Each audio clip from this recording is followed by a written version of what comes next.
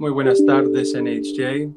Today marks one of my final addresses to the membership as the president of the National Association of Hispanic Journalists.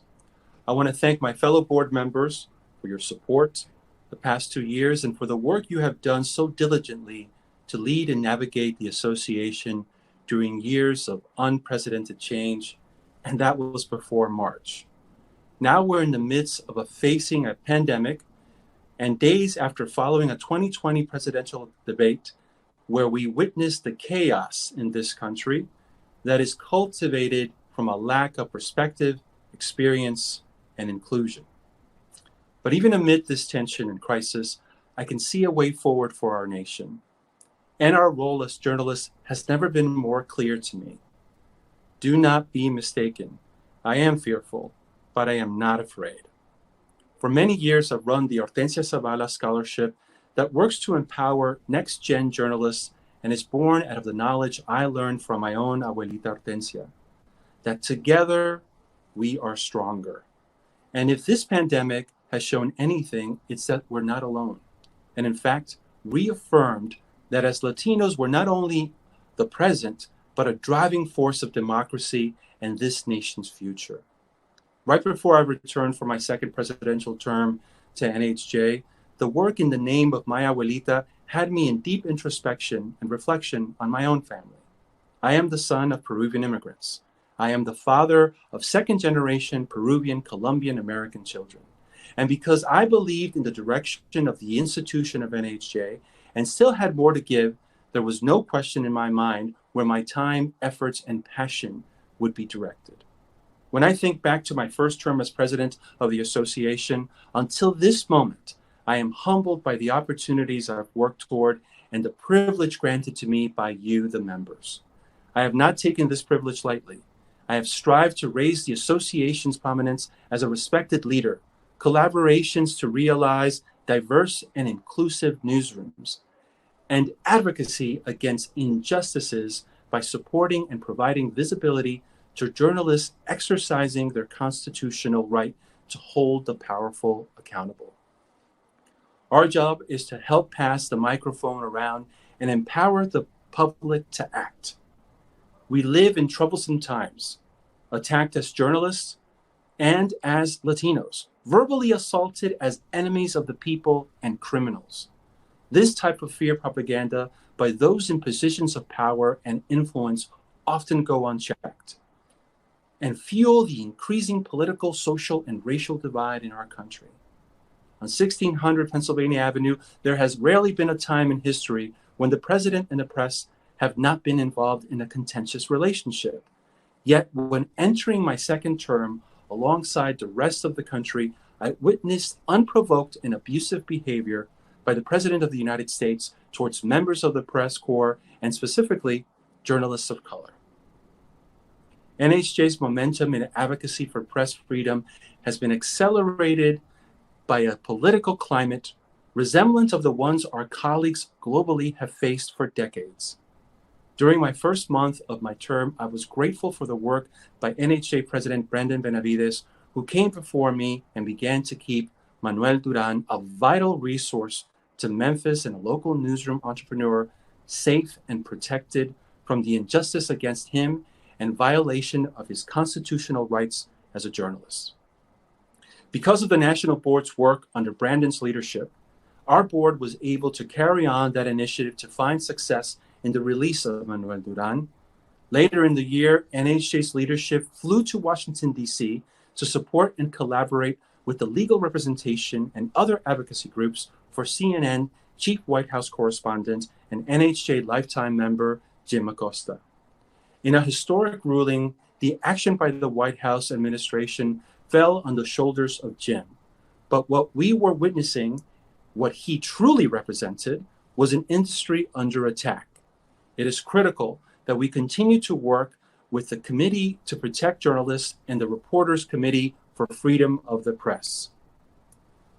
These are vital groups, vital partners to us in creating security and safety for journalists today and tomorrow. It is abundantly clear that even in press freedom and access, as journalists of color, we face more scrutiny and danger each day.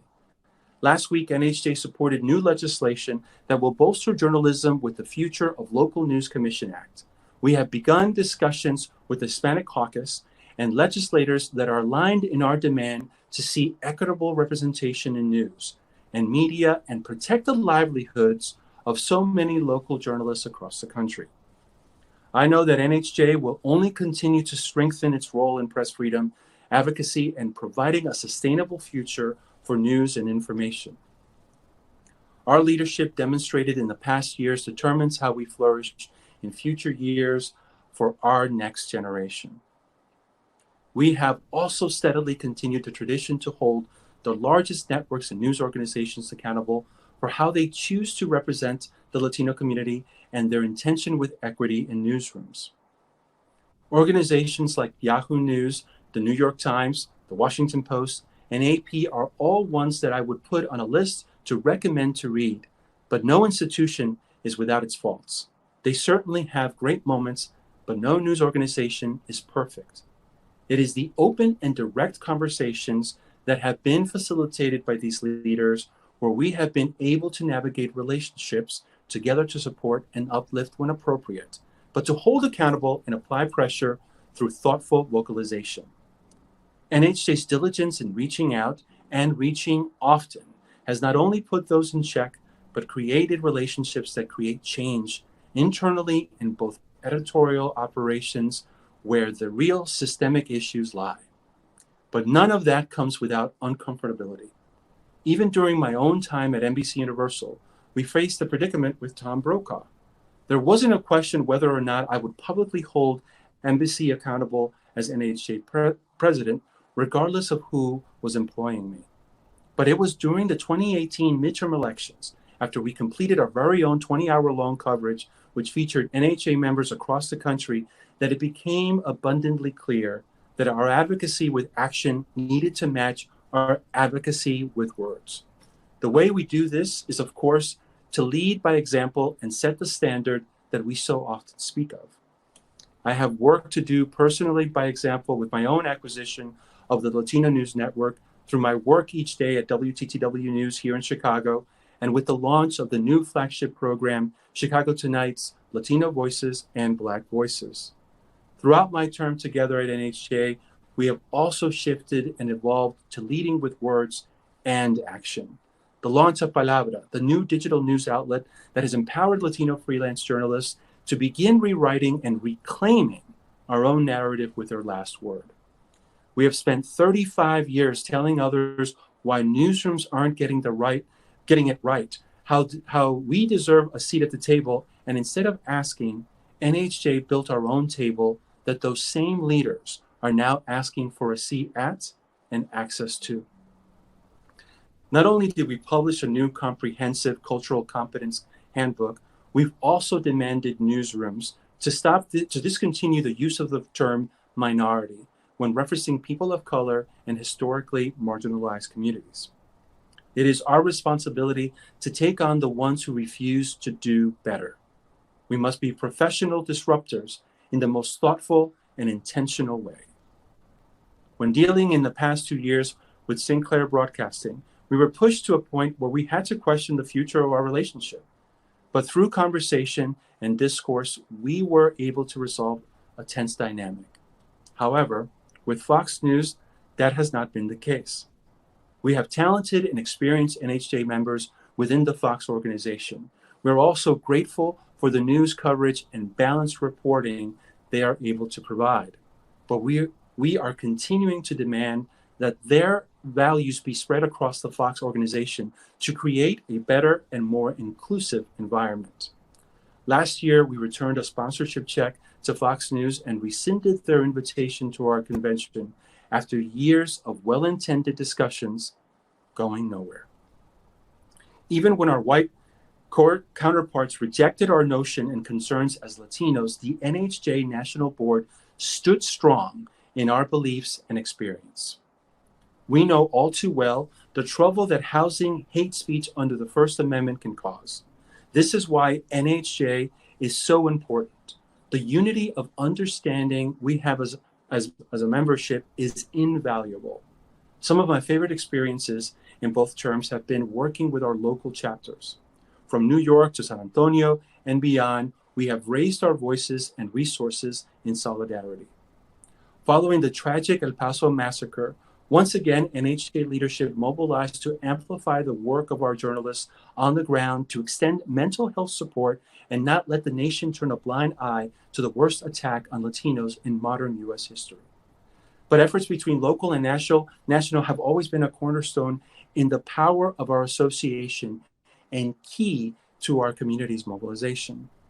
Right when I returned from the second time as NHJ president, I traveled to Puerto Rico to stand with our colleagues and fellow members to recognize the 1-year anniversary of Hurricane Maria. And as anyone knows, standing on the island is a unique energy and spirit. During my last term, we did not have the established NHJ community we have now in Puerto Rico, but I felt pride to stand next to an executive director and think of the national board that came before me and helped forge a relationship that has blossomed into a new and dynamic community. Because of that work, it is now a space we can all learn and give and lend support and be supported. It is a beautiful example of the progress that continues to be made in NHJ because of the steady foundation we all continue to build and contribute to. Those that have come before us, no matter how small or how large the contribution, they have helped pave the way, clear the road, or steer us in the right direction forward. And as I head into our national board meeting tonight at 7 o'clock Eastern time, I know we are leaving the association better than we found it as a collective board. And I believe the leaders who come after us will also leave the organization better than they found it. It seems that the rest of the nation's leadership cannot grasp the diversity within the Hispanic and Latino community. But I am speaking right now to a community that is so diverse, and because of that, so powerful, but even us too often are destructive towards one another when we should be building each other up. No one else will do that for us, not in the way that we are able to mobilize. We must live in edification. Let's be the best at sharing power. Let's be the best at carrying one another to success, not tearing one another down. Not one news organization, institution, or journalist is perfect, but we are a community. We're all in this together, and we need each other. Thank you to my family for your love, support, and unconditional encouragement. You inspire me to help leave this organization, this industry, and this world better than we found it. For you, and because of you, I do this work. Gracias al equipo de NHJ, Executive Director Alberto Mendoza, Director of Membership Yaneth Guillen Diaz, Director of Next Gen Initiatives Leslie Ann Frank, Training Membership Coordinator Yununen Bonaparte, and of course B.A. Snyder and the Veritas Group team. It has been such a highlight in my life to share this journey with you. My service to the National Association of Hispanic Journalists isn't beginning, but it certainly is not coming to an end. The gratitude and passion I have for this organization will forever motivate me to continue to uplift, empower, and help more Latinos in news. Thank you very much for your time. Have a wonderful afternoon.